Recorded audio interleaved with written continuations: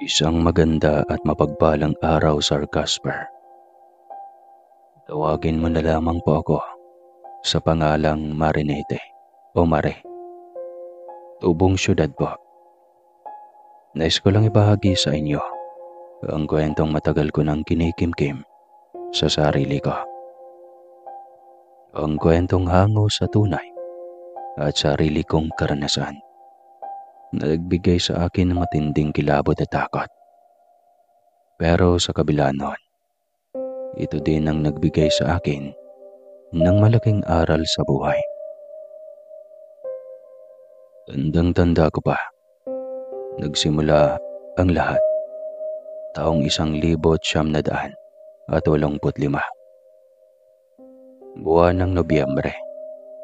Mainit pa rin ang simoy ng hangin sa syudad ng Kamaynilaan noon. Pero malamig na ang pakikitungo sa akin ng mga tao sa paligid ko. Lalong-lalo na ang aking ina. Pagkatapos ng lahat ng ipinagtapat ko at pagkahuli, hindi na niya ako tinignan ng diretsahan. Parang naging multo ako sa sarili naming bahay.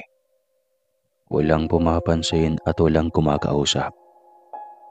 Maging ang mga kapatid at ama ko ay iba na rin ang pagkikitungo sa akin. Wala ka ng ibang mapupuntuhan. Doon ka muna sa Sikihor. Papadalan ko sila ng telegrama. Yung tiyahin mo ang papadalhan ko. At ipapahatid kita kay Lola Consuelo mo, sabi ng ama. At pagkalipas ng ilang araw, ay inihatid niya na ako sa sakayan ng bus. Hindi na ako sumagot. Paano ko naman sasagutin ang isang bagay na alam kong hindi na mapipigilan? Wala akong pera, wala akong matitirhan, at higit sa lahat, may dinadala ako sa tiyan. Bunga ng isang gabing puno ng pagkalito at damdamin ngayon ay pinagsisihan ko. Tama kayo, nagdadalang tawa ako at hindi pinanagutan ng lalaking kasama ko na mabuo ito. Tinakasan ako at hindi ko na mahagila kahit saan ako magtungo para hanapin ito. Bigla na lang siyang naglaho na parang bula. 16 anyos pa lang ako ng mga panahong ito at 2 buwan na ang tiyan ko. Nalaman agad ng mga magulang ko ang pagdadalang tao ko dahil sa pregnancy test na nakita nila sa bag ko. Kaya naman ura-urada nila akong pinatigil sa pag-aaral. At ngayon nga, itatapon sa lugar ng abuela kong ni minsan ay hindi ko pa nakasama ng matagal. Hindi ko naman sila masisisi kung bakit gano'n na lang katindi ang galit na naramdaman nila. Tanggap kong mali ako at walang karapatang magtanim ng sama ng loob sa kanila. Panganay ako sa aming 3 magkakapatid at graduating na ng high school sana. Pero ito ang napala ko dahil sa pagiging mapusok. 2 araw ang naging biyahe, kalahating oras sa motorsiklo at 1 oras sa likod ng kalabaw. Oo, literal. Walang sasakyan papasok sa baryong kinatitirahan ni Lola Consuelo, maliban sa mga gamit ng mga magsasaka. Puno ng alikabok ang mukha ko pagdating ko roon. Nanginginig ako. Hindi sa lamig, kundi sa hindi ko maipaliwanag na kaba. Nanlalamig din ang mga palad ko at nangangambang baka hindi ako tanggapin ng aking abuela. Ang baryong kinatitirahan niya ay napapalibutan ng bundok at kakaunti lang ang bahay. Karamihan ay gawa sa kahoy at pawid. May ilan namang may yero. Tahimik ang paligid, walang tumatahol na aso, walang maingay na bata. Tanging tunog ng hangin sa kawayan, yabag ng mga kalabaw at mga iba-ibang mga hayop ang maririnig. Si Lola Consuelo ay isang matandang babae. na tila ayaw akong makita. Maging sila man ng kanyang anak na ina ko, hindi magkasundo. Malayo ang loob sa isa't isa at matagal nang hindi nagkakasama. Paano pa kaya akong apo lang? Dinala na nga ako ng tita ko na sumundo sa akin. Pagdarating sa bahay ng abuela ko, "Bakit mo pa dinala rito yung bata? Hindi ko yan responsibilidad." Tanong niya sa babaeng nagatid sa akin patungo sa bahay niya. Na noong mga panahong iyon ay hindi ko maintindihan kung ano ba ang sinasabi nito. Kasi Bisaya iyon at purong Tagalog ako nun. Binabase ko lang sa ekspresyon ng mukha niya. Hindi pa man nakakasagot ang kasama ko. Agad nang tumalikod ang matanda. Naglakad papasok sa loob ng bahay. Dali-dali namang sumunod ang babaeng na pagkakilanlan kong si Isadora. Pinsan ito ni Mama. Bago pa man maisara ni Lola ang pintuan ng bahay niya, ay nakapasok na agad ito. Saglit akong naiwan sa labas ng bakuran habang kinukumbinsi ng babae si Lola na tanggapin ako.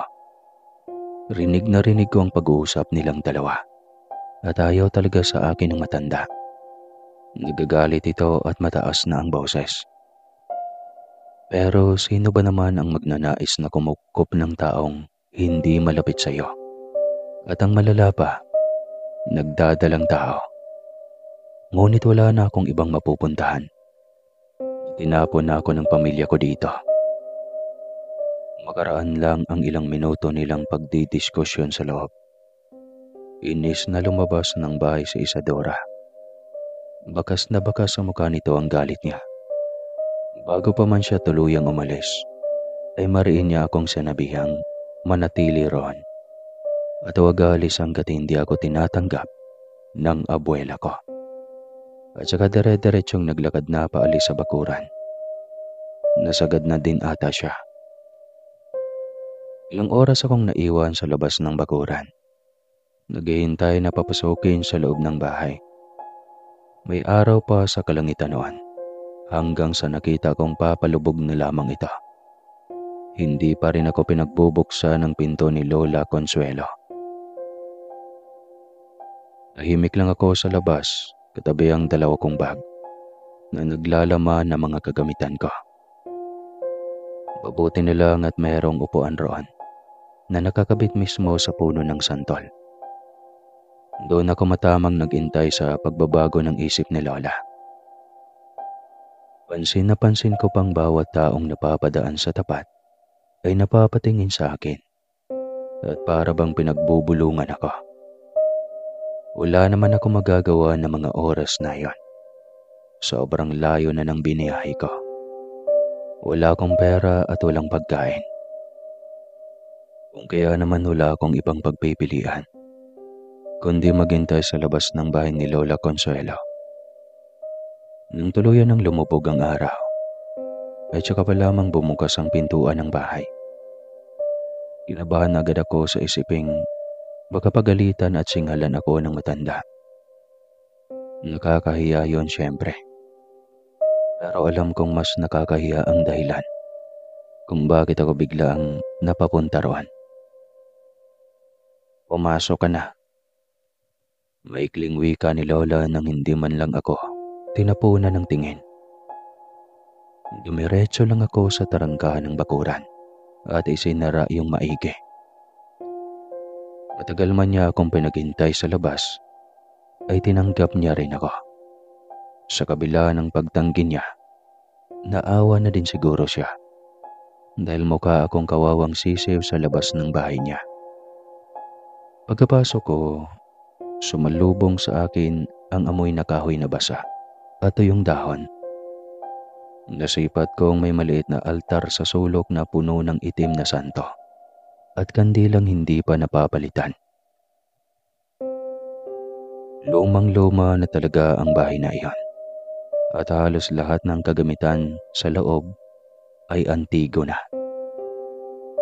Magkaganon pa man, malaki ito, halatang matibay ang pundasyon dahil sa naglalakihang kahoy iyon. Makakapal na tabla ang sahig at ilang patong na pawid ang bubong. Pagkapasok ni Lola ay itinuro niya sa akin ng silid sa ikalawang palapag na tutulugan ko.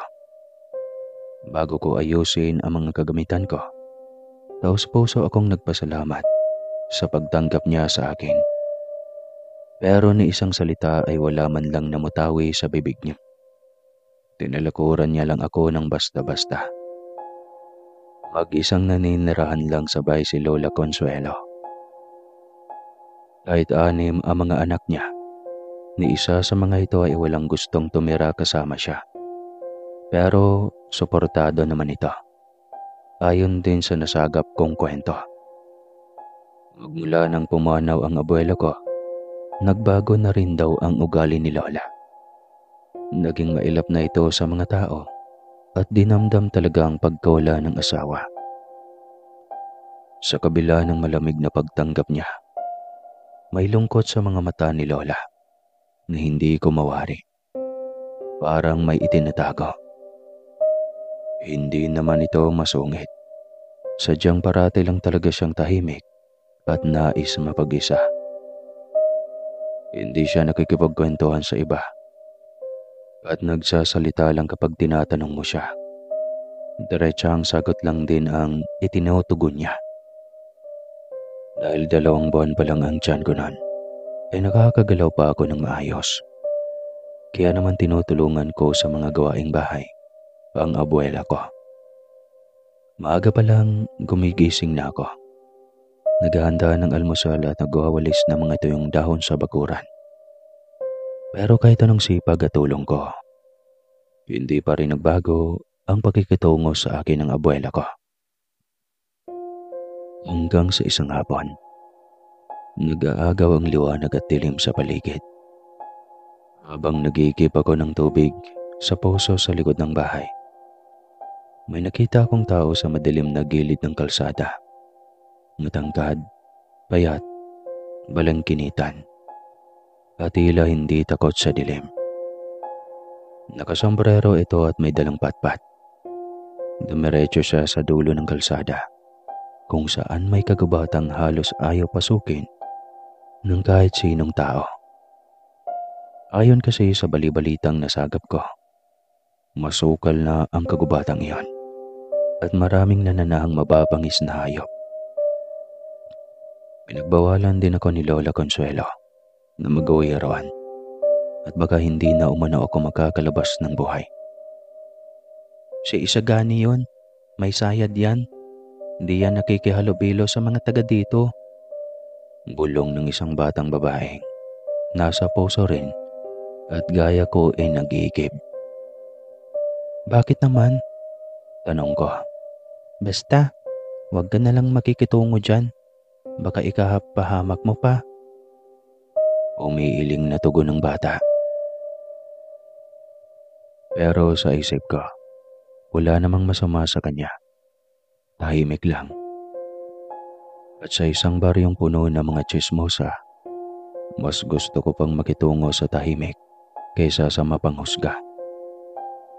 Kahit kasi liblib na at layo-layo ang mga kabahayan sa lugar nila Lola, napakarami pa ring tsismosa. Makalipas ang ilang araw at linggo, nagsimula na ako makapag-adjust sa mabagal na buhay sa baryo. 6:00 pa lang, gising na ang mga tao. Tinutulungan ko na din si Lola sa kanyang maliit na taniman. Ako na rin ang nagluluto, naglalaba at nag-iigib. Hindi ko na pinilit na pakitunguhan ako ni Lola ng maganda. Hinayaan ko na lang siya at maayos naman siyang kasama. Hindi niya lang talaga ako kinakausap. Kaya naman wala akong ibang makausap bukod sa sarili ko. At sa batang si Ana na palaging dumadaan para humingi ng talbos. Ang tinitirahan lang kasi nila Ana ay malapit lang sa bahay ni Lola. Yung iba may kalayuan pero natatanaw naman. Magbula din noon, palagi ko nang nakikita si Isagani. Minsan, naglalakad siya sa may bukid. At minsan naman, nakaupo sa ilalim ng punong mangga nasa kabilang lote na bakante. Nakatitig lang ito sa malayo. Hindi na ako nagtangkapang kausapin siya at wala din akong balak. Kahit naman dalas ko siyang nahuhuli na nakatingin sa akin mula sa malayo. Hindi yung tipo ng tingin na bastos o mapangahas, kundi yung tipo ng tingin na para bang kilala ka niya. Hindi ko naman iyon binigyan ng pansin. Naroon ako para pagdusahan ang kamaliang ginawa ko sa syudad at hindi para mapalapit sa kung sino. Isang hapon, habang pauwi ako mula sa bukid, inabutan ako ng ulan. Tumakbo ako papunta sa silong ng maliit na waiting shed sa may kalsada na gawa lang ng kawayan at pawid ang bubong. Hindi gaya ng syudad. Doon muli kong nakita si Isagani. Gaya ko ay hinihintay rin na tumila ang malakas na ulan. Basang-basa ka. Hindi maganda sa bata yan. Eto, magpunas ka. Mahinang sabi niya. Sabay abot ng bimpo. Natigilan ako nang marinig ko ang sinabi niya. Papaano niya na lamang nagdadalang tawa ko? Salamat. Ani ko. At tinanggap ang iniabot niya. Hindi ko na ito tinanggihan pa. Tumutulo kasi talaga ang tubig ulan sa mukha ko. Habang nagpupunas ako, bahagya akong kinabahan. Bukod kay Lola ay wala naman akong ibang pinagsabihan. Isa pa, hindi pa halata ang tiyan ko. Pero agad kong naisip na marami pala ang chismosa sa baryong iyan. Doon sa kinaroroonan ko, kaya hindi ko na pinagtuunan ng pansin ang sinabi niya. Tumango lang siya bilang tugon sa sinabi ko. Habang nagpupunas ako ng mukha, ay tahimik lang kami. Makaraan pa ang ilang minuto, narinig ko ulit siyang nagsalita. Hindi ka taga rito, no? Tanong niya. Oo, maikling sagot ko. Natahimik na naman kami ng ilang minuto. Tila nagpapakiramdaman kung sino ang maunang magsalita. Pinatapon lang ako rito. Ako na ang bumasag dahil nakakailang na ang katahimikang namamagitan sa amin. Nakita kong napangiti siya. Marami nang itinapon dito. Bihira ang umaalis.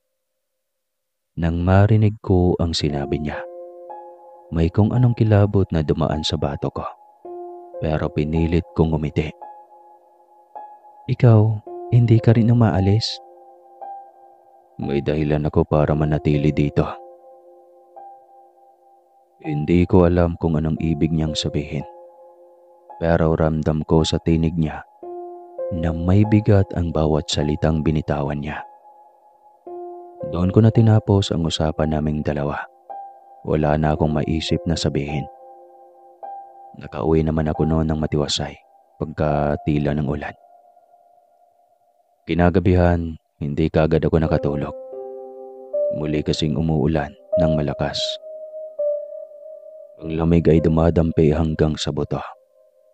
Sa dilim ng silid ko, nakatutok ang atensyon ko sa tunog ng tagaktak ng ulan at napakaingay ng mga palaka. Maging ang paminsang ugong ng hangin sa bintana. Nang sa maya-maya pa, ay may narinig akong yapak sa bubong. Mabagal, mabigat.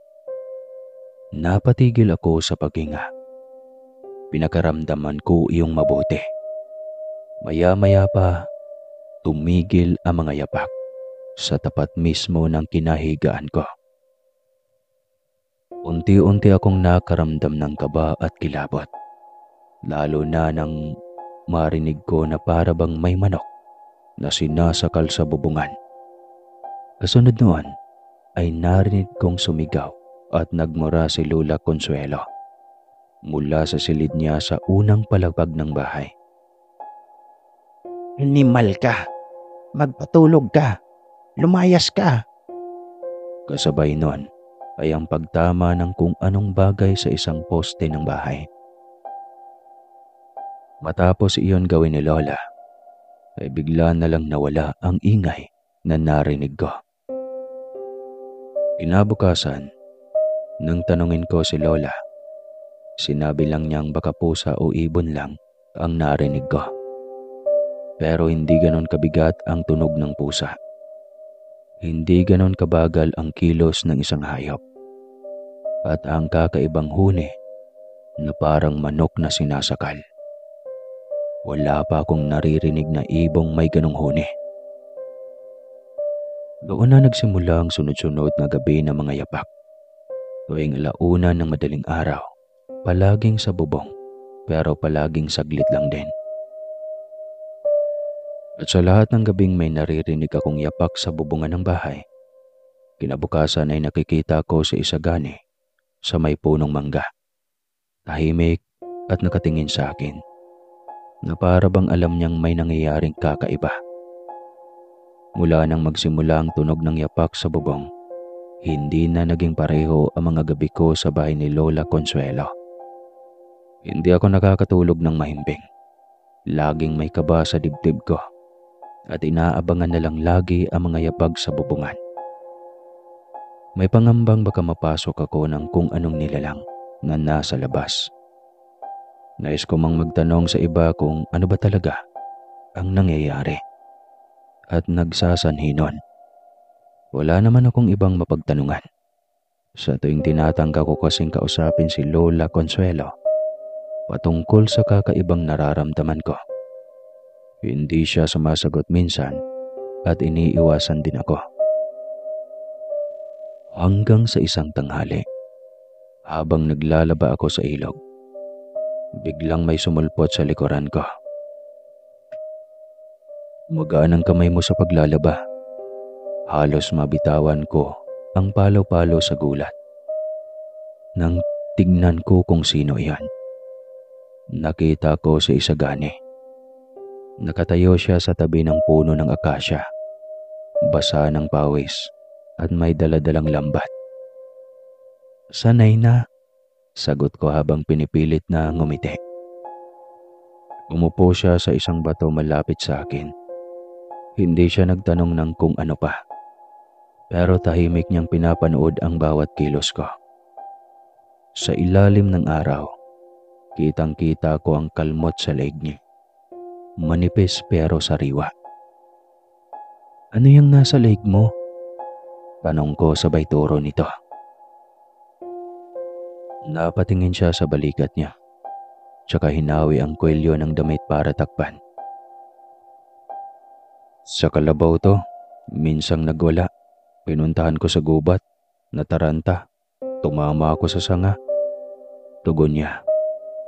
Pero iba yung pagkakasabi niya, para bang hindi sincero, dahil parang utal-utal iyon.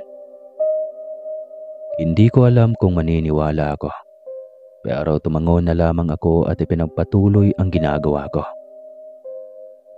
Taga-Maynila ka, di ba? Tanong niya. Oo, pero hindi na ako babalik doon. Bakit naman? Wala akong babalikan. Tahimik ulit siya. Ilang sandali pa ay nilapitan niya na ako. Marahan pa ito, parang nag-aalangan. Sa unang pagkakataon, naramdaman kong hindi ako tinataboy ng isang tao, kundi tinatanggap kahit hindi niya sinasabi. Bakit laging malamig ang tingin mo? Tanong ko sa kanya bigla. Baka dahil alam kong hindi ako dapat lumapit sa iyo. Pero nandito pa rin ako. Sagot niya at ibinaling na ang tingin sa iba. Naghugas siya ng katawan at doon ko unang naramdaman na may kakaibang namamagitan sa aming dalawa. Kinabukasan, bumili ako ng asin sa tindahan ni Aling Minda. Pagkaabot ng sukli, Bigla akong hinarap ng matandang babae. Buntis ka nga pala, iha, ano? Dapat hindi ka masyadong lumalabas sa hapon, lalo na sa kagaya mo. Sambit nito. Bakit naman po? Tanong ko. Marami kang hindi alam sa baryong to. Di lahat ng tao rito ay totoong tao. Napapailing niyang sagot. Natawa ko bahagya at pilit iyon. Mga aswang po ba ang tinutukoy niyo? Muling tanong ko. Saglit siyang natahimik at napalinga sa paligid bago mas lumapit pa sa akin at bumulong. Huwag mong pinapagalaw yung bata sa tiyan mo kung kani-kanino. Maraming aswang dito. Nagmamadali na akong umalis dahil nawerdohan ako sa ikinikilos ng ginang. Pag-uwi ko sa bahay, nakita ko si Isagani sa labas. Nag-aayos ng lambat. Hindi ko alam kung bakit pero biglang nanikip ang dibdib ko. Mabilis akong pumasok sa loob ng bahay at hindi na pinansin pa ang lalaki kahit na narinig kong binati niya ako.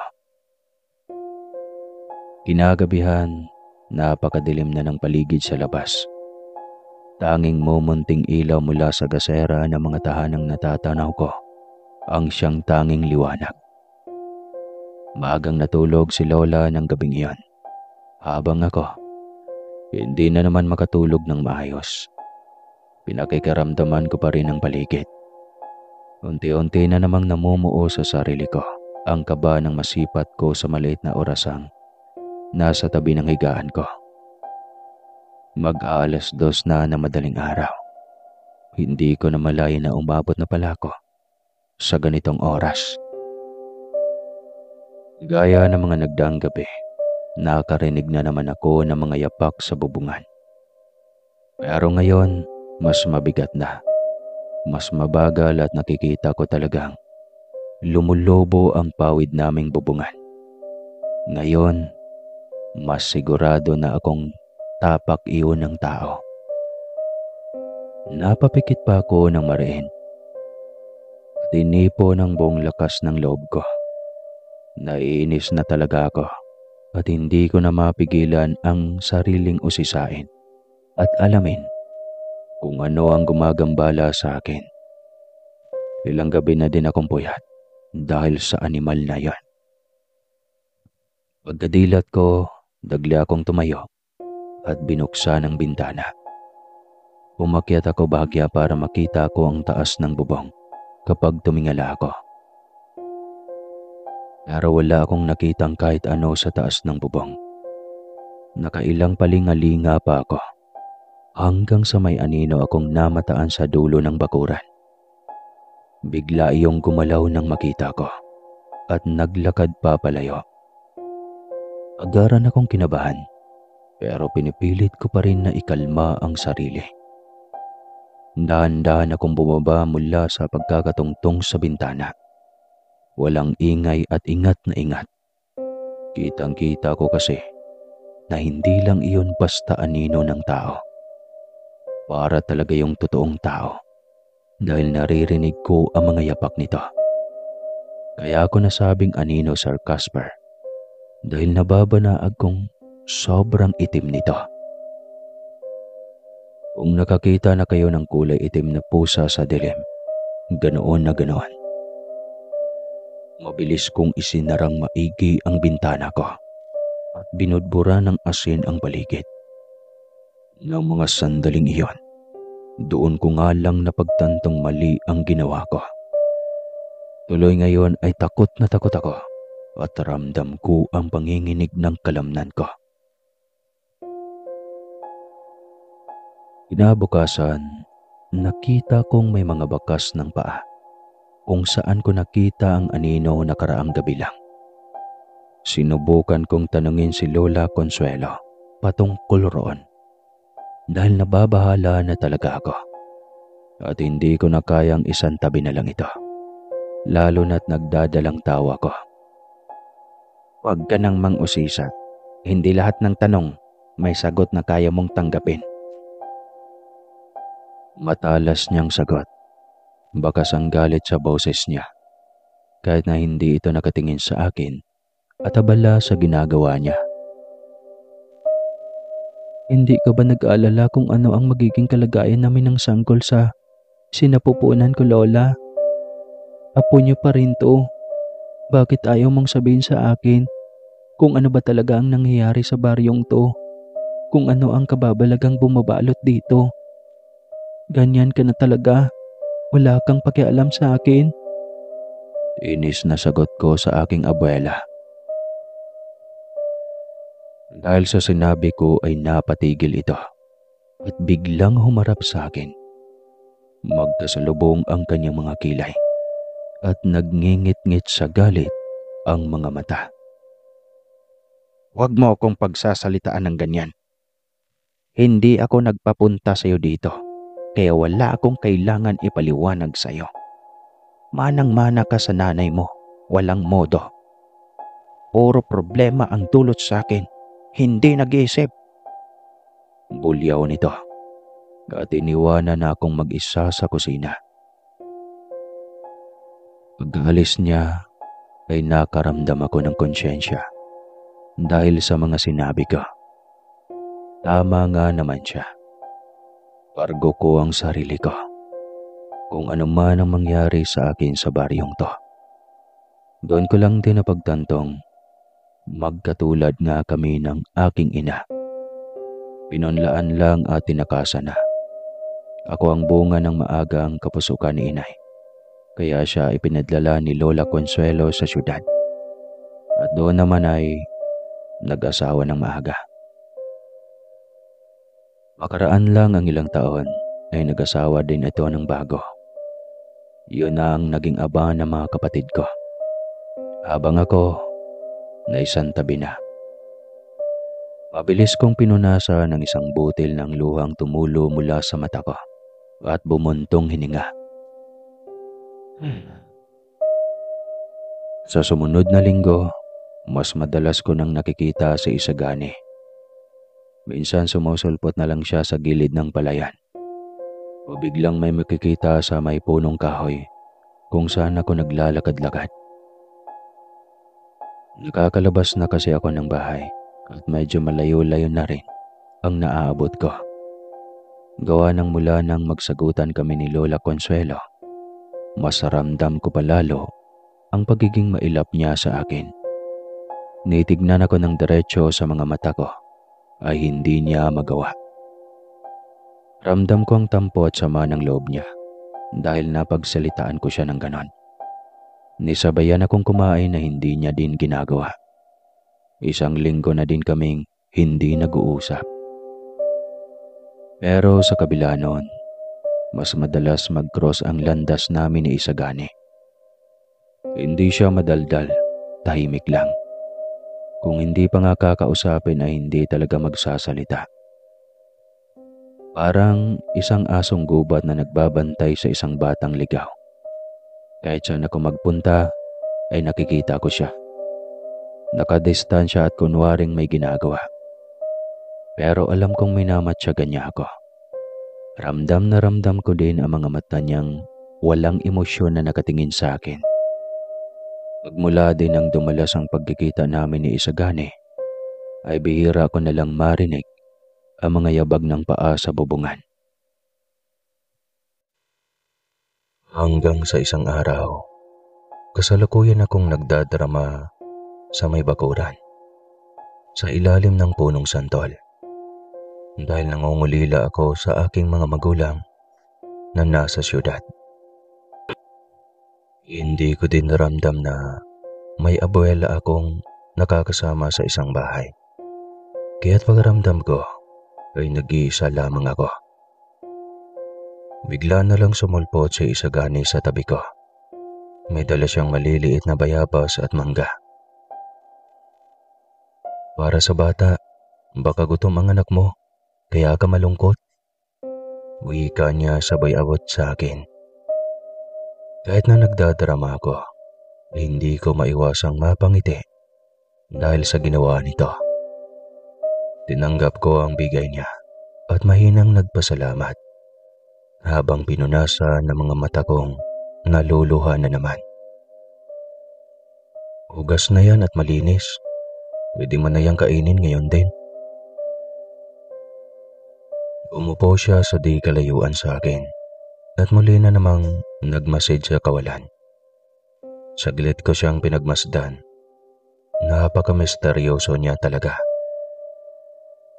Ano ka ba talaga, Isagani? Tanong ko. Huwag mo kong tanungin ng ganyan. Sagot niya. Halos pabulong na lang. Bakit? May hindi ka ba sinasabi? Tumingin siya sa akin ng matagal. Yun bang tingin ng may pag-aalinlangan? Sa pagkakataong iyon, nakita ko na kung ano ang kakaiba sa mga mata niya. Hindi kasamaan ang nasa likod nito, kundi pasanin. Parang dala niya ang bigat ng isang lihim na ayaw niyang bitawan. Dahil baka ito ang maging dahilan ng pagkasira ng lahat. Minsan, mas magandang manatiling walang alam. Hindi lahat ng malalaman mo makakabuti sa'yo. Makahulugang sabi niya at nginitian ako. Marahan na itong tumayo at naglakad patungo sa tarangkahan. Pero bago pa man siya tuluyang malabas, ay muli siyang humarap sa akin at nagsabing, kahit ano ang marinig mo, kahit anong sabihin nila, huwag kang matakot sa akin. Aniya bago tuluyang umalis. Mula nang dumating si Isagani sa bahay dala ang bayabas, nagiba na ang takbo ng mga araw at gabi ko. Hindi ko na naririnig ang mga yapak sa bubong. Hindi na rin ako ganoong iniiwasan ng mga tao sa tindahan. At si Lola, bagamat hindi pa rin palangiti, mas kalmado na ang pakikitungo sa akin. Pero mas nararamdaman kong may binabantayan sila. At ang sentro ng lahat ng iyon ay ako. Nasa 5 buwan na ang tiyan ko. Halatang halata na ito at hindi ko na kayang itago pa sa ilalim ng damit ko. Kahit gaano kaluwag ang suot ko. Isang madaling araw, habang nasa kasarapan na kami ng pagtulog, ginulabog kami ng isang malakas na sigaw mula sa labas ng bahay. Malayo ang boses na iyon, ngunit malinaw ito sa pandinig ko. Boses babae. Takot na takot at nag-hysterical iyon. Dali-daling bumangon si Lola Consuelo. Halata ang pagkabigla nito at nagmamadaling maglagay ng balabal. Taranta ding nagsuot ng tsinelas, tsaka lumabas ng bahay. Lola, sandali. Paani ko. Pero mabilis na siyang nakalabas ng bahay. Kahit nahirap na akong tumakbo dahil malaki na ang tiyan ko, ay sumunod pa rin ako. Tumakbo na kami palabas ng bahay. Gaya namin ay may iba din kaming kapitbahay na naglalabasan. May daladalang kasera ang ilan dahil medyo madilim pa ang paligid. Habang sinusundan ko si Lola at nagmamadali ang lahat patungo sa bahay ng sumisigaw, nasipat ko ang isang bulto ng taong mabilis na tumakbo papasok sa loob ng kagubatan. Agad kong namukhaan kung sino iyan. Si Isagani. Alam kong siya iyon, base pa lang sa tindig niya. May kung anong kaba at kilabot ang bumalot sa akin dahil sa isiping hindi ko mawari kung ano. Kakatakbo ay narating namin ang likurang bahay ni Aling Minda. Yung mga alaga ako, may bumibiktima. Diyos ko, tulungan niyo po ako. Nanginginig niyang wika. Uminahon ka, Minda. Pagpapakalma ni Lola. Maging ako man ay nabigla sa nakita ko at nais nang sumigaw. Napigilan ko lang ang sarili ko. Kitang-kita ko kasing wakwak ang tiyan ng mga alagang baboy ni Aling Minda. Bukod sa tindahan ay may babuyan din ito sa likuran ng bahay. At iyon ang biniktima ng kung anong nilalang. Nakita niyo? Tanong ng isang lalaki. Sunod-sunod na pagtango ang ginawa ni Aling Minda. Aswang ang may gawa nito. Kitang-kita ng dalawang mata ko. Nahihintakotang itinuro niya ang masukal na bahagi ng gubat. Mabilis na nagtungo roon ang mga kalalakihang may dalang mga gulok. Nagkagulo na ang lahat, kaya naman tahimik kong nilisan ang lugar na iyon at nagmamadali akong magtungo sa gubat kung saan ko nakitang pumasok sa isagani. Anong mga oras na iyon ay hindi ko alam kung bakit ko ginagawa ang bagay na iyon. Nasa kabilang bahagi kasi nagpunta ang kalalakihan ng baryo. Takbo lakad na ang ginawa ko para lang marating kaagad ang loob ng kagubatan at maabutan ko kung saan man nagtungo sa isagani. Hindi ko alam kung bakit grabe ang kaba na nararamdaman ko. Hindi kaba para sa sarili ko, kundi para sa lalaki. May kung anong takot sa dibdib ko na baka maabutan siya ng mga kalalakihang tumutugi sa aswang at mapagkamalan siya ng mga ito. Nang makarating ako sa loob ng gubat, ay nagmadali ko na siyang hinahanap. Mahina kong tinawag ang pangalan niya. Patuloy pa rin ang paglalakad ko kahit mahamog at basa pa ang paligid. Hanggang sa dumako ako sa dulo ng sapang pinaglalaban ko. Nakita ko sa isaganing nililinis ang katawan niyang duguan. Naglalakihan din ang sugat niya sa katawan na para bang nakikipagbuno siya sa mababangis na hayop. Anong ginagawa mo dito? Bulalas na tanong niya at bahagya pang napaatras.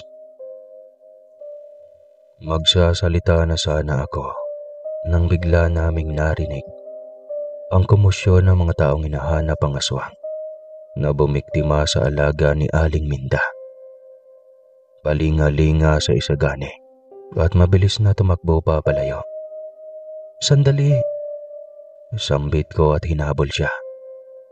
Kitang-kita kong maayos pa rin siyang nakakatakbo kahit na may malaki siyang sugat sa binti na halos makita na ang buto niya. Takang-taka at gulong-gulo ako. Pero hindi ko mapigilan ang sarili kong habulin siya. Nang makalayo na kami, ay sa isang kurap lang na mga mata ko, ay bigla siyang nawala. Napatigil ako sa pagtakbo at napalinga sa buong paligid. Kung kailan malapit ko na siyang maabutan, ay tsaka naman siya naglaho na parang bula. Maya-maya pa ay nararamdaman ko na lang na may humila sa akin. Itaas ito. Halos takasan ako ng ulirat nang umangat ako sa lupa ng walang kahirap-hirap. Sa gulat ko, nang makitang napakataas ko na, ay mapapasigaw na sana ako. Nang biglang may tumakip sa bibig ko. Kasunod ay narinig ko ang bulong ni isagani. Huwag kang maingay. Malapit na sila. Bulong niya sa tainga ko. Ramdam na ramdam ko ang init ng hininga niyang tumatama sa leeg ko. Kaya naman pikit mata akong napayakap sa kanya. Sa taas namin ay nalulula talaga ako. Nasa puno kami ng nara. May mayayabong na dahon. Nanindig talaga ang mga balahibo ko sa katawan. Makaraan lang ang ilang sandali. mas lumakas pa ang mga boses ng mga kalalakihang naririnig ko. Pagdatingin ko sa baba ng puno, naroon na ang mga ito. Bitbit pa rin ang nagtataliman at naghahaba ang mga pinuti. Tila ba handang makipagpatayan oras na may makitang ibang nilalang. Pero dinadaanan lang kami. Hindi nila kami nakita. Pagkatingin ko kay Isagani, putlang-putla na ang mga labi niya at mapapapikit na. "Hoy, huwag kang matulog. Baka malaglag tayo." Mahina at nag-aalalang wika ko at marahan niyog-yog ang balikat niya. Kailangan kong magpahinga kahit sandali. Bulong niya at isinandal ang ulo sa balikat ko. Makaraan ang ilang minuto, nakita kong bumalik na ang mga kalalakihan. Patay na ang mga dalang sulo nito dahil medyo maliwanag na ang paligid. Pero nakakubli pa rin kami ni Isagani, kaya hindi pa rin kami nila makikita. Hinayaan ko na lamang munang magpahinga sa balikat ko ang binata. Kahit na may kaba at takot sa dibdib ko, direk na ang araw sa kalangitan ng magising siya. Ngawit na din ang balikat ko dahil sa bigat niya. Pasensya na, napahaba ang tulog ko. Wika niya nang magising siya. "Ayos lang, pwede na tayong bumaba. Wala na sila, nagsiuwian na." Tanging pagtango lang ang itinugon niya sa sinabi ko. At kinarga niya ako ng maayos at saka tumalon sa puno ng walang kahirap-hirap. Nasapo ko na lang ang tiyan ko dahil sa gulat at tensyon ng paglapat namin sa lupa. "Ayos ka lang ba?" Nag-aalalang tanong ko nang makita kong napangiwi siya. Marahan at pilit siyang tumango. Tsaka iika-ikang naglakad na patungo sa pusod ng gubat. "Sandali, saan ka pupunta?" Tanong ko ulit. "Uwi," maikling tugon niya. Sa hindi ko malamang dahilan, ay sinundan ko pa rin siya. Tahimik kami. Ni isa sa amin ay walang nagsasalita. Ang dami kong gustong sabihin at itanong, pero ni isang kataga ay hindi ko magawang bigkasin. Hindi din naman niya ako pinigilang sumunod sa kanya. Hindi ko alam kung saang parte na kami ng gubat na padpad, pero alam kong malayo dahil napapagod na ako sa paglalakad. Maya-maya pa, bigla na lang tumambad sa akin ang isang maliit na kubo. Gawa iyon sa pinagtagbay-tagbing kahoy at dahon ng niyog. Maliit lang talaga na sa unang tingin. Aakalain mong hindi bahay ng tao, kundi itinambak lang na may kahoy. Pumasok si Isagani sa loob ng hindi isinasara ang pinto. Kaya naman sumunod na ako. Pagkapasok ko, nakita kong dumiretso siya sa maliit na mesa. Kinuha ang isang maliit na boteng, may kung anong likidong laman. Babagsak siyang napaupo sa papag. Nakasya lang ang isang tao kung hihiga.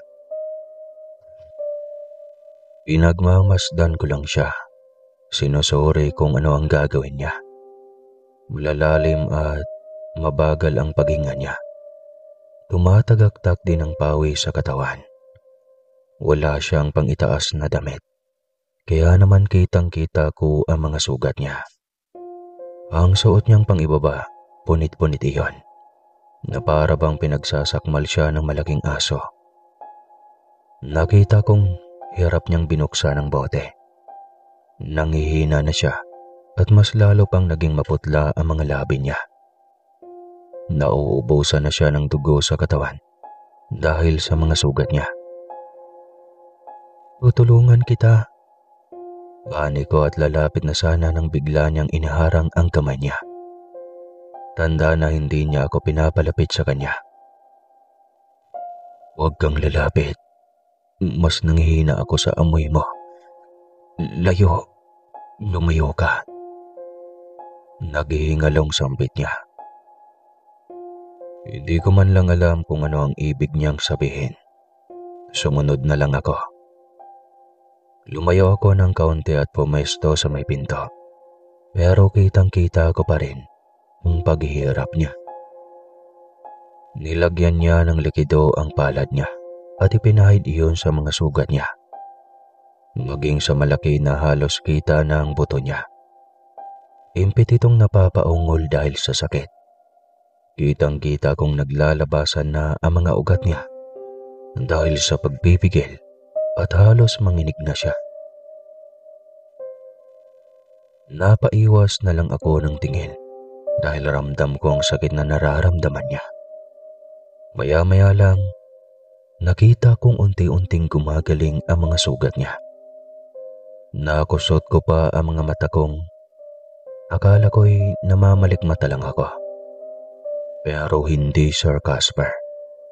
Talagang harap-harapan kong nakikitang unti-unting naghihilom ang malalaki niyang sugat. Napalapit pa ako dahil sa pagtataka at tinitiga ng mga ito. Dahil na rin sa pagkamangha ko. Bawat sugat niyang marahang gumagaling ay sinusundan ko ng tingin. Hanggang sa dumako ako sa may leeg niya. Hindi talaga ako makapaniwala ng mga oras na iyon. Kung papaano nangyari iyon. Pagkatitig ko, hindi ko na malayang nakamulat na pala ang mga mata niya at nakatitig din siya sa akin. Nung magtama ang mga paningin naming dalawa, ay bahagya akong napaatras sa gulat. May kung anong kuryente kasi ang bigla na lang dumaloy sa katawan ko at tinubuan agad ako ng hiya. Salamat. Ayos na ako. Mahinang sabi niya habang nag-uunat na ng katawan. Naiiling naman akong napatingin sa ibang direksyon dahil titig na titig pa rin siya sa akin. Saglit na katahimikan ang namutawi sa pagitan namin. Hindi ko na alam kung ano ang sasabihin ko dahil sa labis na hiyang bumalot sa akin. Ewan ko ba, ba't bigla na lang akong natameme? Bakit ka sumunod? May gusto ka bang malaman? Basag niya sa katahimikan. Napatingin na ako sa kanya at marahang tumango. Yun naman talaga ang sadya ko. Bakit ako sumunod sa kanya? Alam kong siya lang ang makakasagot sa lahat ng katanungan ko. Sige, magtanong ka at sasagutin ko. Anya at nagtimpla na ng kape sa maliit niyang mesa. Pumesto naman ako ng upo sa papag niya. Humugot muna ako ng malalim na hininga bago tuluyang nagsalita. Para naman maihanda ko ang aking sarili sa posibleng mabibigat na revelasyong malalaman ko. Ano ka ba talaga? Tanong ko. Hindi siya agad sumagot. Tinitigan niya lang ako. Tahimik, malalim. Sabi mo sasagot ka. Tanong kong muli. Huminga siya ng malalim.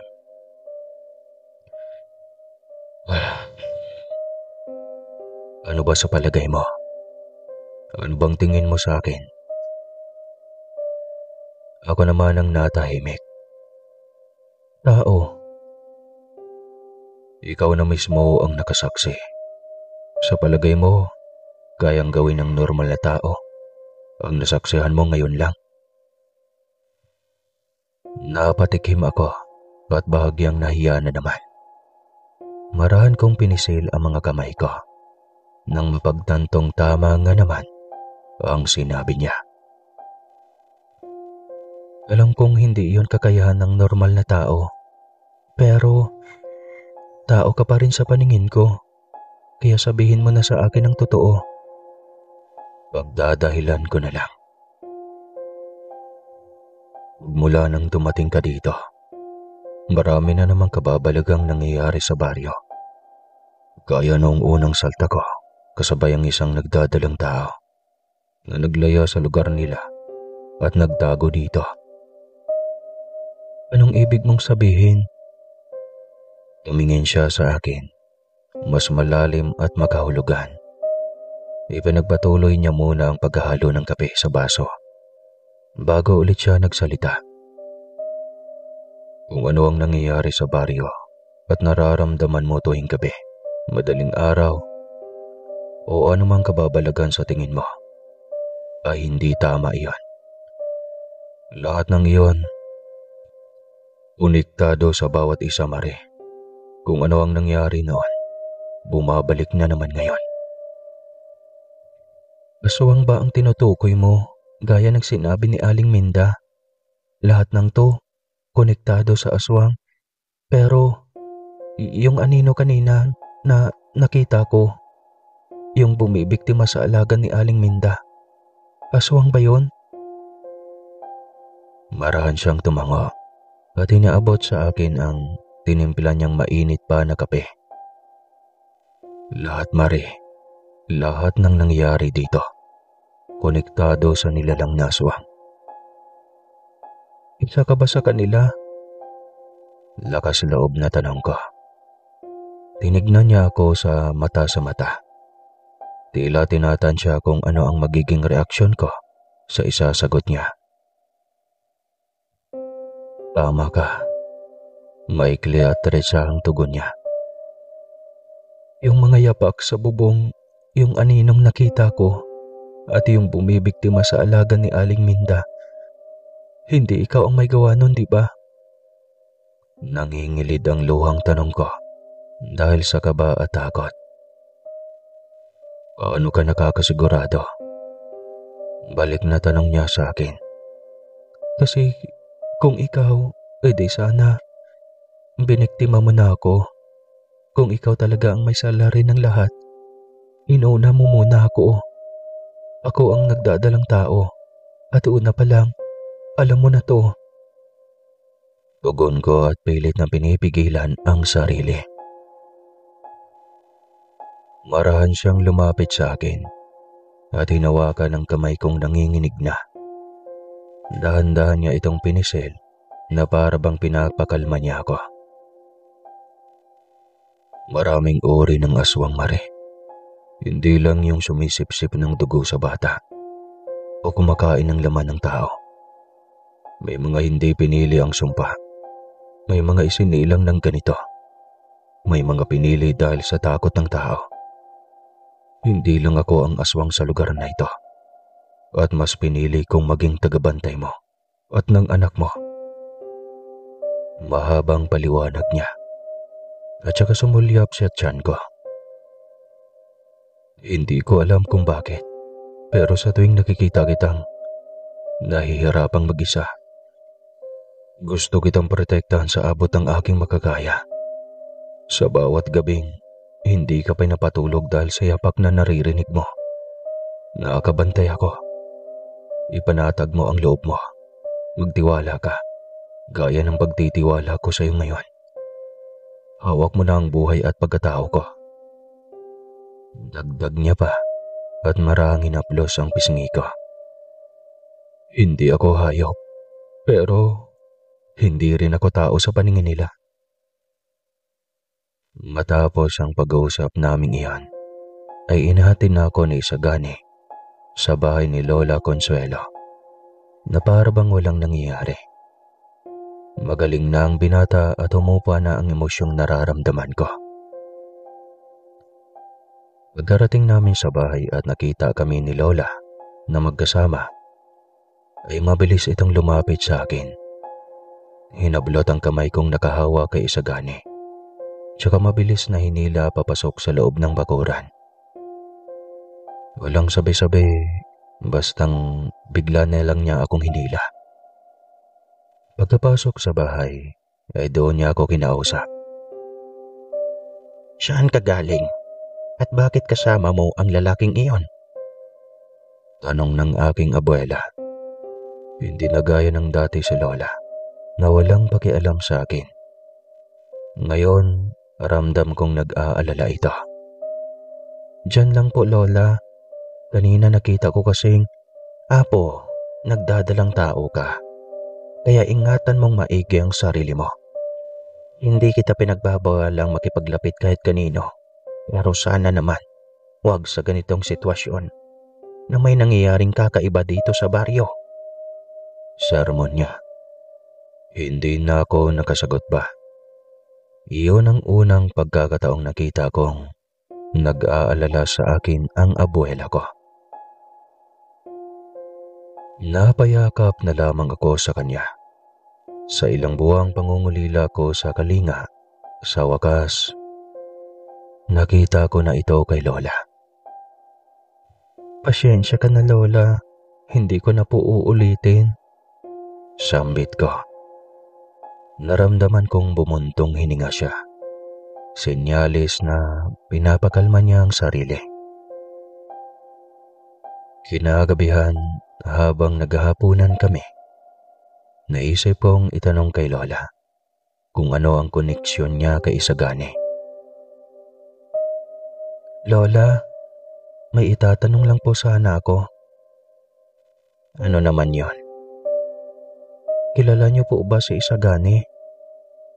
Hindi siya sumagot agad. Bagkus ay uminom muna siya ng tubig.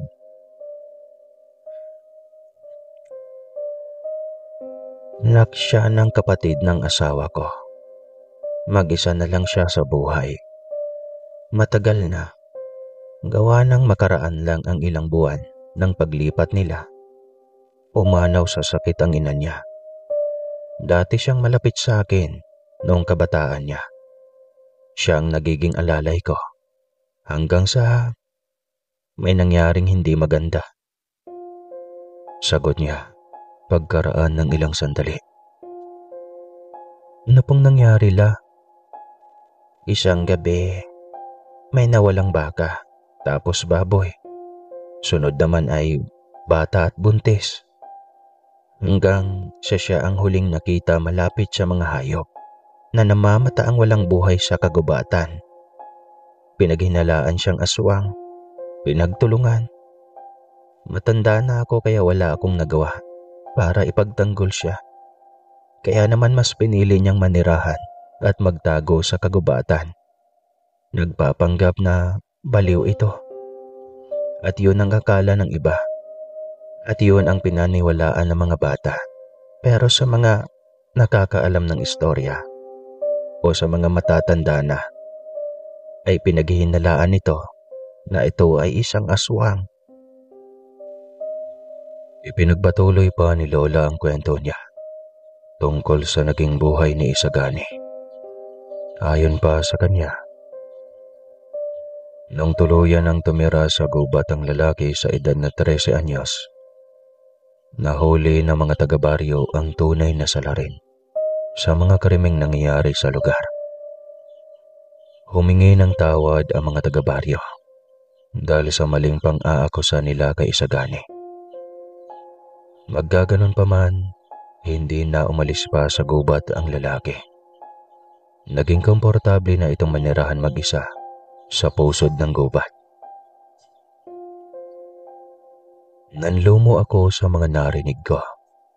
Hindi ko akalaing ang tagal na niyang nakatira sa kubo niya.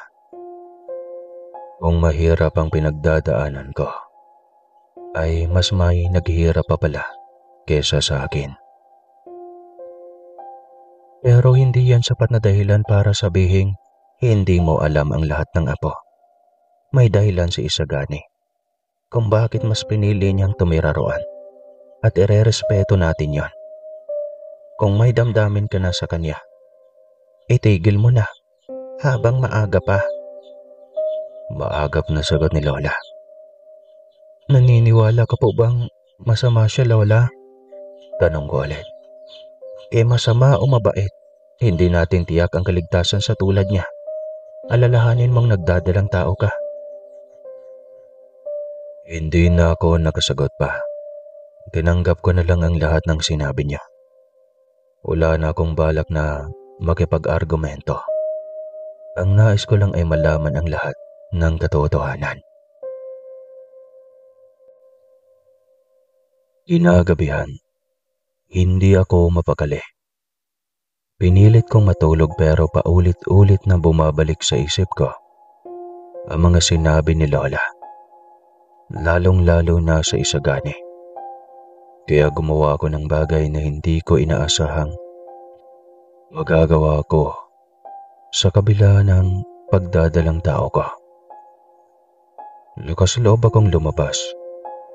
Tahimik na nagbunta ng gubat at hinahanap siya. Wala akong takot at pangambang nararamdaman ng mga gabing iyan. Ang mahalaga sa akin ay makita ko si Isagani. Sa gitna ng mga punong matataas, hindi ako nabigong makita siya. Nakaupo sa malaking ugat ng puno. Walang damit pang itaas. Pawisan at tila pinipigilan ng isang pagbabago sa katawan. Anong ginagawa mo dito? Gulat na tanong niya at bahagyang napatras. Bakit kailangan mong gawin ito? Ipinapahamak mo ang sarili mo lagi. Dagdag niya habang namimilipit sa kung anong sakit. Hindi ako nagpatinag at marahan akong lumapit sa kanya. Kailangan kita. Kaya mong labanan yan. Alam ko, may tiwala ako sa iyo. Humugot siya ng hininga habang pigil na pigil pa rin sa sariling unti-unti nang nagbabago ng anyo. Nagkakaroon na siya ng maliit na balahibo ng pusa sa katawan. Pilit na nilalabanan ko. Pag naaamoy ko ang dugo mo, ang bata sa sinapupunan mo. Sinusugpo ako ang sarili ko. Marie, may dugo akong hindi ko pinili. Pero hindi ako katulad ng inakala nila. Nahihirapang wika niya. Tumulo ang luha ko. Kitang-kita ko kung paano siya naghihirap. Malabanan lang ang aswang sa loob ng katawan niya. Hindi mo kailangang magpaliwanag, Isagani. Naiintindihan kita. Hindi mo pa ako kilala. Pero mahal na kita. Hindi ko na alam kung anong lakas ng loob ang nagtulak sa akin. Siguro dahil sa nakita ko ang sakit sa kanya. Ang paghihirap at hinagpis niya. Siguro dahil sa damdaming hindi ko mapigilan. Pero lumapit ako at hinalikan siya. Mainit ang labi niya, malambot, walang bahid ng halimaw sa halik na yon. Tanging isang lalaking matagal ng uhaw sa lambing. Sa gitna ng katahimikan ng kagubatan, may katahimikang may laman. Hindi ito payapa, pero puno ng damdamin at pagkakakilanlan na mas totoo pa kaysa sa ano paman. Pakaramdam ko ng gabing iyon ay tanggap ako ng lugar na kinaroroonan ko, ng mga tao sa paligid ko. Ramdam ko ang pag-aalala at pagmamahal nila. Malayong malayo sa unang beses na pagtungtong ko roon. Dahil kay Isagani, naramdaman kong may masasandalan ulit ako. Nang gabing iyon, ay muli na naman niya akong inihatid. Wala nang takot at pangamba sa puso ko. Tanging kapanatagan na lang ang nararamdaman ko kapag kasama ko ang binata. Kinabukasan, maaga akong nagsalok ng tubig sa balong di kalayuan sa bahay ni Lola Consuelo. Naroon na si Isagani. Nakaupo sa sanga ng puno ng langka. Walang imik at nakatingin lang sa akin. na para bang may gustong sabihin. Maaga ka, sabi ko. Sinubukang gawing normal ang presensya niya. Hindi na rin ako natulog, sagot niya. Nagkatinginan kami. May halong pagod at lungkot ang mga mata niya. May nangyari ba? Tanong ko. Maraan siyang tumango at naglakad sa akin. Tinulungan niya ako sa ginagawa ko. May nakita akong pusa kagabi. Hindi karaniwang pusa. Maitim, mabigat ang hakbang, at sumusunod sa akin mula sa gubat. Paliwanag niya habang nagsasalok ng tubig. Napayakap ako sa sarili ko nang maramdaman kong nagtataasan ang mga balahibo ko sa batok. Hindi ba aswang yun? Tanong ko. Hindi ako sigurado, pero hindi yun hayop na basta lang gumagala rito. Kakaibang presensya niya, kaya mag-iingat ka. Kung maaari, pagsapit ng dapit hapon, huwag ka nang lalabas. Maglagay ka din ng mga pangontra sa aswang. Ugon niya. Nang mapuno ang timbang dala ko, ay siya na din mismo ang nagbuhat nito at naglakad patungo sa bahay ni Lola Consuelo. Alam ko namang hindi mo kami pababayaan ng anak ko, di ba? Mahinang tanong ko. Handa naman akong protektahan kayo. Kahit buhay ko ang kapalit, mas maigi pa rin na magdobli ingat tayo. Lalo na sa kalagayan mo. Ramdam kong mas magiging agresibo pa sila sa mga susunod na araw. Hindi na ako nakapagsalita pa at napahaplos na lang sa magkabilang braso ko. Tama nga naman siya. Kailangan ko ring ihanda ang sarili ko sa mga posibleng mangyayari. Lalo na ayon kay Lola Consuelo, mas nagiging mabango ang mga bunte sa pang-amoy ng mga aswang kapag nalalapit ng isilang ang batang nasa sinapupunan. Huwag kang mag-alala. Hindi ko hayaang malapitan kanila. Ang isipan mo lagi ay ang kapakanan ng batang nasa tiyan mo. Hindi namin kayo pababayaan ni Tia Consuelo. Anya, at hinawakan ng kamay ko. Matapos niyang mailapag sa may pintuan ng bahay ang timbang may tubig mula sa balon. Maraming salamat. Susundin ko lahat ng sinabi mo, Isagani. Sumunod na araw, nagpaalam si Lola Consuelo na magtungo siya sa bayan at baka gabihin siya sa pag-uwi. May kailangan umano siyang gawin doon. Hindi naman ako pwedeng sumama dahil mabato ang daan at baka matagtag ako nang wala sa oras at mapaanak pa ako.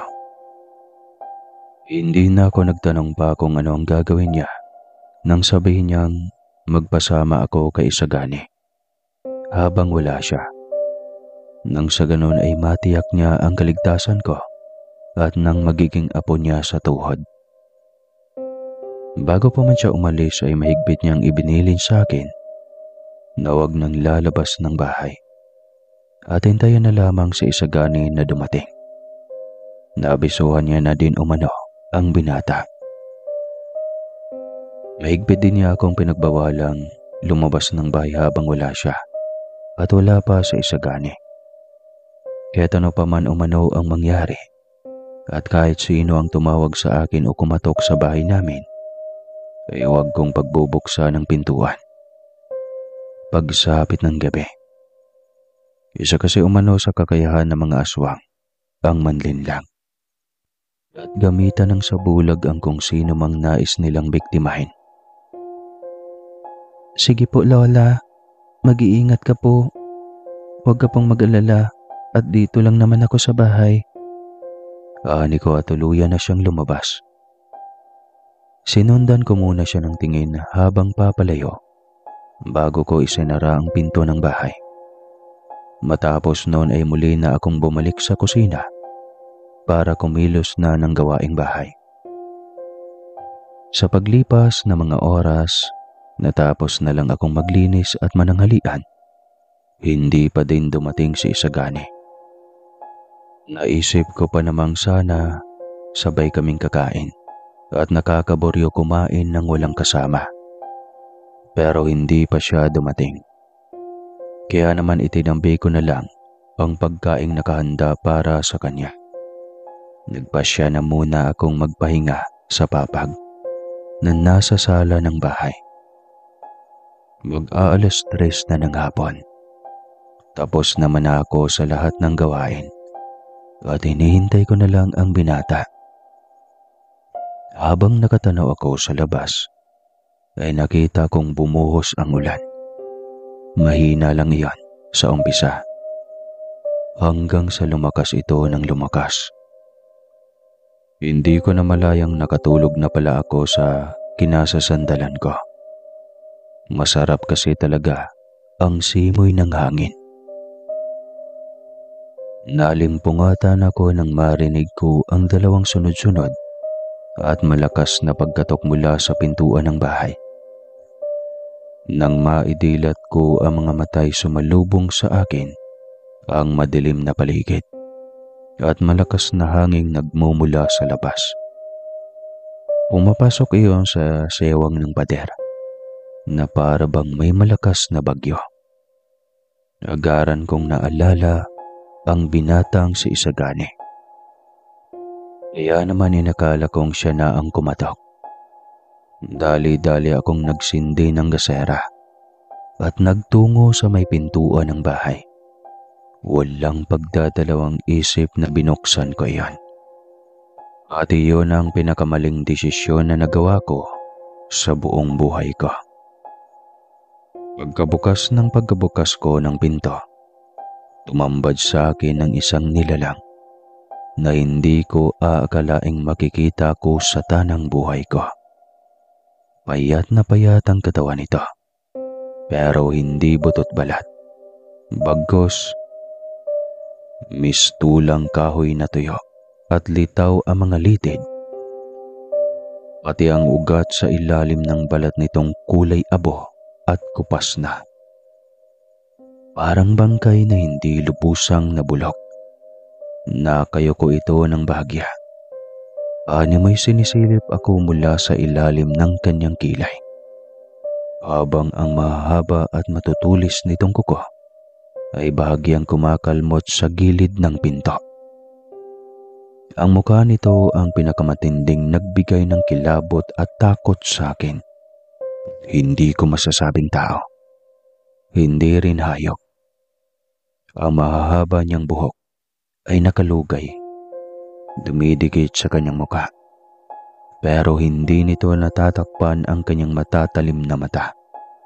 Kulay dilaw ang mga balintataw na tila laging gutom. Malalaki ang mga mata, bilog at dilat na dilat. Mahaba ang noo nito. May maiitim na balahibong tumutubo sa pisngi at panga. At ang bibig nito'y bahagyang nakanganga na nagpapakita ng matatalim at matutulis na ngipin na parang pating. Amoy na amoy ko pa ang napakabahong hininga nito. Amoy dugot bulok na karne kahit hindi mo pa ito malapitan. Nakatayo ito sa tapat mismo ng pinto namin. Madilim man ang labas at paligid, ngunit dahil sa bitbit kong gasera, ay malinaw na malinaw sa mga mata ko ang katakot-takot na anyo nito. Kitang-kita ko din ang basang-basa at maputik na mga paa. May bakas pa ng dugo sa laylayan ng damit. Waring hindi na nilabahan kailanman. Sa pagitan ng mga ulok ng ulan, narinig ko ang impit na ungol ng nilalang. Mababang garalgal, parang hayop na sugatan pero gutom. Hindi siya kumikilos. Pero alam mong isang iglap lang ang pagitan ng buhay at kamatayan. kapag nagpasya siyang pumasok.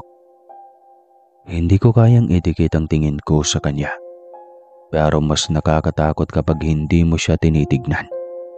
Dahil baka sa susunod mong sulyap, wala na siya sa labas ng pintuan, kundi nasa harapan mo na. Hindi ko na alam kung ilang minuto akong nakatulala sa pintuan matapos ko siyang makita. Hindi ko na maalala kung ilang beses kong sinubukang magdasal habang nanginginig ang kamay ko sa pagkakakapit sa babasaging gasera na tanging nagbibigay liwanag sa pagitan naming dalawa. Pero isang bagay ang alam ko, hindi siya umalis. Patuloy ang pagkalmot niya sa kahoy. Dahan-dahan, paulit-ulit. Parang sinasadya niyang marinig ko. At ang tunog ng kanyang mga kuko laban sa pintuan, parang kutsilyong hinihila sa bato. Hanggang sa biglang tumigil ang kaluskos. Tumahimik. Walang ulan. Walang hangin. Walang kahit ano. Tila naputol ang mundo ko, o baka dahil lang sa sobrang takot na nararamdaman ko. Napasinghap ako ng malalim at sa isang iglap, narinig ko ang malakas na kidlat na gumuhit sa kalangitan. Umuga ang buong bahay. Napasigaw ako at napahawak sa tiyan ko. Nadulas pa dahil sa pagkakaatras at bumagsak sa sahig. Naramdaman kong nanigas ang sikmura ko. Tila may humigpit na kamay sa paligid ng anak kong hindi ko pa isinisilang.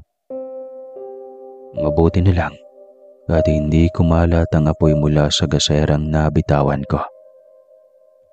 Namatay lang ito at muli na namang binalot ng dilim ang buong paligid. Pero sa kabila nun, naaaninag ko pa rin ang aswang. Nakikita kong tumutulo ang laway ng nilalang. Mabagal siyang lumapit. Gumagapang ang mga kuko niya sa sahig. Parang hayop. Akin yan. Bulong niya. Halos hindi ko marinig dahil sa hangin na muli na namang humampas sa mga dingding. Hindi ko alam kung saan ko nakuha ang lakas. Pero bigla akong nakatayo sa kabila ng sakit na nararamdaman ko. Mabilis kong nakapa sa gilid ang isang 2x2 na laging hinaharang ni Lola Consuelo sa pintuan bago kami matulog. Wala akong ibang iniisip kundi ang anak ko. Hindi ko siya hayaang kunin ang halimaw na ito. Hinampas ko siya sa braso ng buong lakas. Tumalbog lang ito na parang tumama sa goma. Hindi man lang natinag ang aswang. Bagkus ay nagalit pa ito lalo. Sumigaw siya. Boses na parang baboy na kinakatay. Kasunod ay ang paghampas niya sa akin ng malakas. Dahilan para matumba ko. Tumalon siya sa akin, pero bago siya dumapo, muli ko na naman siyang napalo ng 2x2. Tumalsik siya sa di kalayuan. Mabilis akong nagpagulong-gulong paatras. Sumiksik sa ilalim ng papag. Sumisigaw ako ng tulong pero wala akong marinig, kundi ang malakas na ulan sa labas. Tila ba sinasadya talaga ng panahon na itago ang kagimbal-gimbal na pangyayari ng gabing iyan. Sa pagitan ng pag-iyak at pagdadasal ko, narinig ko ang hakbang niya. Lumalalim ang kanyang hininga. Parang hinahanap ang amoy ko. Mabagal at mabigat ang mga hakbang nito na sinasabayan ng malalakas na kabog ng dibdib ko. Naramdaman kong nasa itaas na siya ng papag. Nang bigla siyang dumungaw sa ilalim ng papag. Nagtama ang mga paningin namin at malakas niya akong inangilan. Kitang-kita ko ang pagbukas ng bibig niya na halos umabot na sa magkabilang tenga. Akala ko iyon na ang huling sandali ng buhay ko at ng buhay ng anak ko. Napapikit na ako. Yakap-yakap ang tiyan kong nananakit na. Ang lamig ng sahig ay parang unti-unting inihigop ang lakas ko. Ang amoy ng dugo at putik ay humahalo na sa hininga ko. Hindi ko na alam kung saan ako huhugot ng lakas. Maya-maya pa ay naramdaman ko ang magaspang at basang kamay ng nilalang na humawak sa paa ko. Hinila ako nito palabas sa ilalim ng papag na mas nagpasigaw talaga sa akin ng malakas. Halos maputol na ang litid ko sa kakasigaw. Pero bago pa man ako muling madagana ng aswang, isang boses ang narinig ko. Mababang tinig, ngunit buo at may galit. "Umalis ka, aswang. Hindi mo siya pwedeng kunin." Napamulat ako sa boses na isagani. Ang halimaw sa loob ng bahay, ang aswang na nasa tapat ng pintuan kanina, tumigil sa pagkilos ng akmang dadakmain na ang tiyan ko gamit ang matutulis niyang kuko. Natigilan ito at mabilis na napatingin sa may pinto ng bahay. Mula sa pagitan ng mga luha ko, nakita ko siyang dumating. Basang-basa sa ulan. Walang masisilungan, di joke lang. At may bahid ng dugo sa katawan niya. Tandaan na bago pa man siya makarating sa bahay, ay napalaban na siya sa ibang aswang. "Kala niyo, matatalo niyo ako. Hangal ka." Galit na wika ng binata at unti-unti na namang nagbago ng anyo. Mula sa pagiging normal na tao hanggang sa pagkakaroon nito ng makakapal na balahibo sa muka. Ang balat niya nagsimulang mangitim. Ang mga mata niya ay kumikislap ng dilaw na para bang mata ng pusa. Ang mga pangil niya ay pumutok mula sa kanyang bibig at ang mga kuko niya ay naging matutulis. Hindi ko na siya makilala sa naging kaanyuan niya. Mas nakakagimbal ito kaysa sa anyo niya noong unang nakita ko siya bilang aswang. Akala ko iyon na talaga ang itsura niya. Hindi pa pala. Dahil ngayon, mas nakakatakot at nakakapanghilakbot ang anyo niya. Mas bumigat pang at dumoble ang takot na bumalot sa akin. Hindi ako makapaniwala sa bawat hakbang niya, maging ang aswang na nasa tabi ko. Marahang umatras, umiiwas ito, tumitili. "May dugo ka namin, dugo nating kumakain. Ba't mo siya ipinagtatanggol?" Sigaw ng halimaw. Nakaharap sa isagani sa kanya habang pinipilit kong gumapang palayo sa kanilang dalawa. Paatras, hindi ko kayang tanggalin ang paningin ko sa dalawang nilalang. Sa takot na baka sa isang kurap na mga mata ko, maging kwento na lang ako. "Hinili kong maging kagaya niyo at hindi mo siya madadala." Malamig niyang tugon. Sumugod sa kanya ang aswang. Ngunit mabilis itong naiwasan ni Isagani.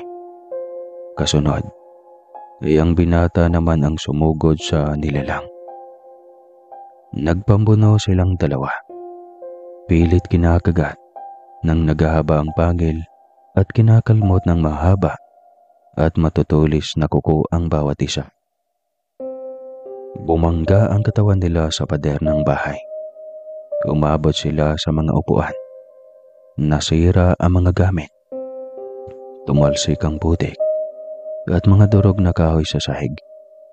Si Isagani, gamit ang kanyang lakas bilang isang aswang, hinawakan ang ulo ng kalaban niya at pinilit itong durugin. Ngunit hindi basta-basta. Pinipilit nitong gumante. Ang mga kuko nito ay tumatama sa katawan ng binata. Pero sa kabila ng sakit, hindi man lang umatras sa Isagani. Ang kanyang mga pangil ay muling tumusok sa katawan ng aswang. At sa bawat pagkagat ng ginagawa niya, tila unti-unting nawawala ang sigla ng kalaban. Bago ko pa maabot ang pag-asa, nakita ko ang aswang na nagtangkang gumalaw muli. Pero sa Isagani, sa isang huling pag-atake, tinagaan niya ang katawan ng aswang sa tiyan. Gamit-gamit lamang ang matulis niyang kuko. Napatras ang kalaban nitong nilalang. Sumigaw, kasabay ang malakas na kulog ng kalangitan. Si Isagani ay halos napaluhod. Malala din ang natamo niya sa katawan. Malalalim at malalaki ding sugat. Ang dugo'y umaagos mula sa katawan niya, habang ang ulo ng aswang na kalaban niya nakaratay sa sahig. Ang katawan nito ay nagsimulang maglaho sa harap ng mata ko na tila nagdidilim. Unti-unting naglalaho, parang isang anino na nawawala sa dilim. Katahimikan ang bumalot sa buong paligid. Liban na lang sa ulap ng lupa sa labas ng bahay. Naiwan akong walang lakas sa sahig. Nanlulumo na parang lantang gulay. Tahimik na lumapit sa akin ang binata. Ang mga mata niya ay muling naging tao. Ngunit may bahid pa rin ng dilim. Ipinatong niya ang kamay sa aking tiyan. At ang dahan-dahang tinig ay umabot sa aking pandinig. Wala na siya, sabi niya. Ang boses ay malalim at mahina, puno ng pagod. Nagpupamiglas ang aking puso, ngunit hindi ko na kayang magsalita. Ang mga luha ko ay hindi na matigil. Umaagos dahil sa takot. Pero bago pa man ako makapagsalita, naramdaman ko ang labis na pagsakit ng balakang ko. Biglang may mainit na likidong sumabog mula sa pagkababae ko. Nanginginig ang buong katawan ko at hindi ko maipaliwanag ang labis na sakit sa katawan ko hanggang sa nandilim ang paningin ko. Hindi ko alam kung ilang oras o sandali akong nawala ng ulirat. Pagmulat ko, maliwanag na ang labas ng bahay. Pero hindi pa rin tumitigil ang ulan. Pero naging pino na ang patak sa bubong. Parang pag-iyak na lang ng langit na tila nahihirapan ding tumigil. Nakita ko si Isagani, nakaupo sa may maliit na mesa.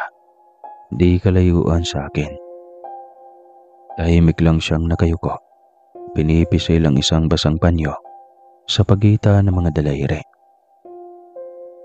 Isagani, mahina akong tawag sa kanya.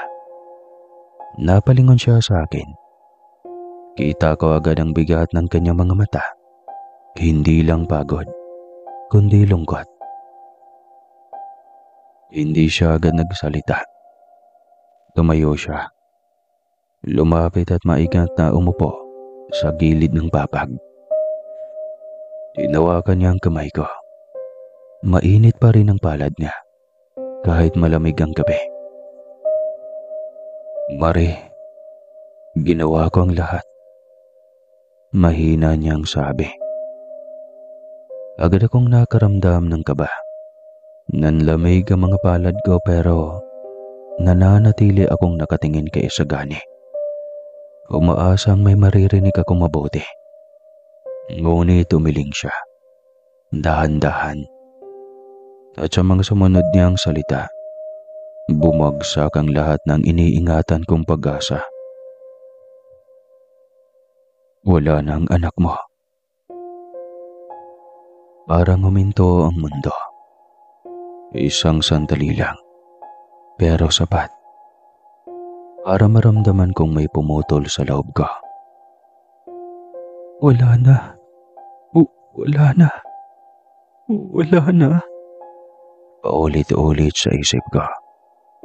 Hindi ko siya agad naintindihan. Hindi ako agad naniwala.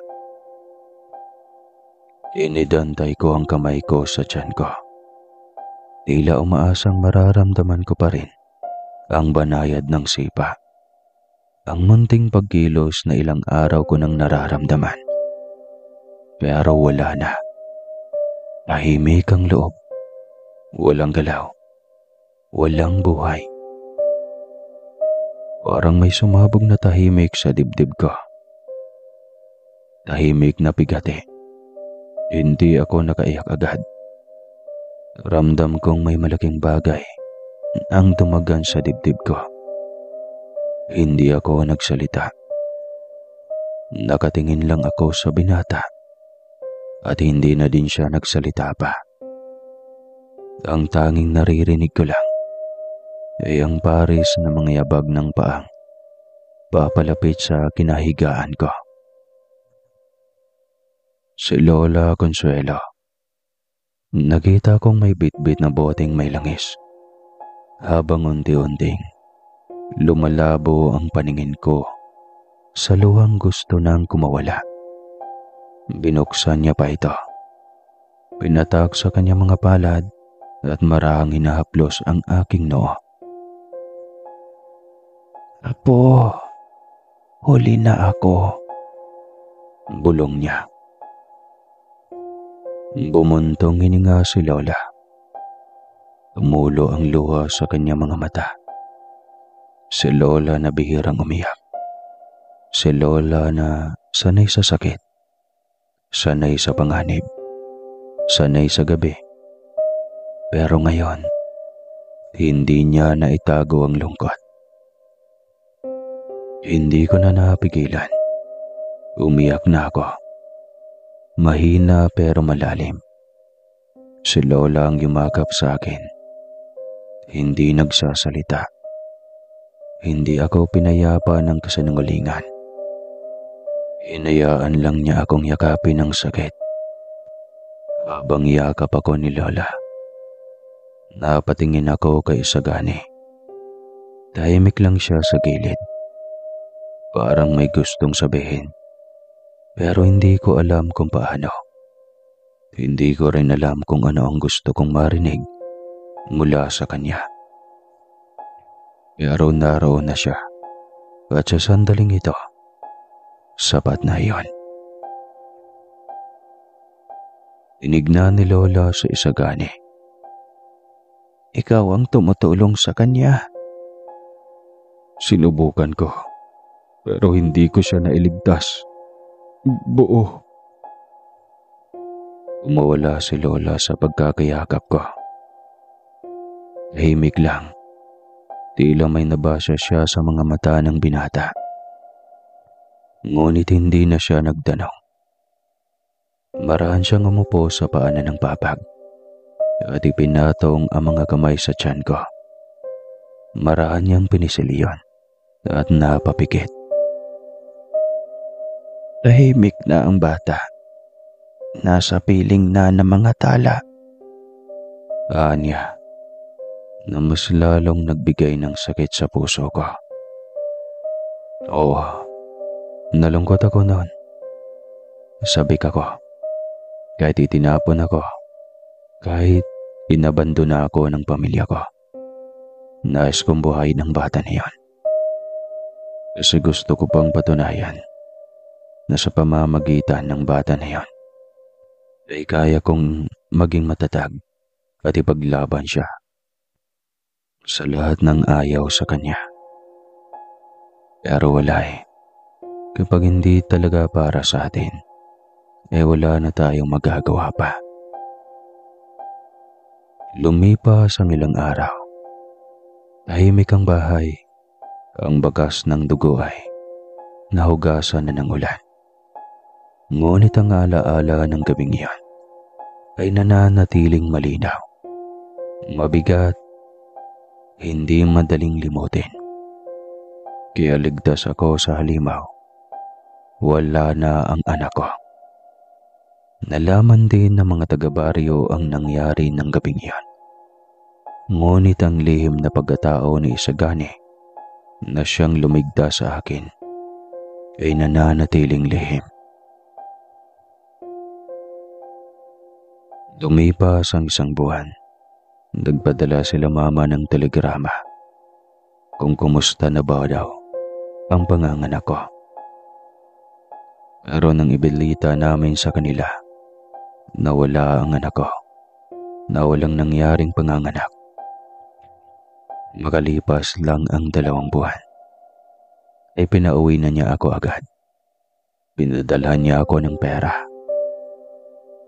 Doon nagpaalam ako kay Isagani ng maayos. Nag-aaral akong muli sa Maynila.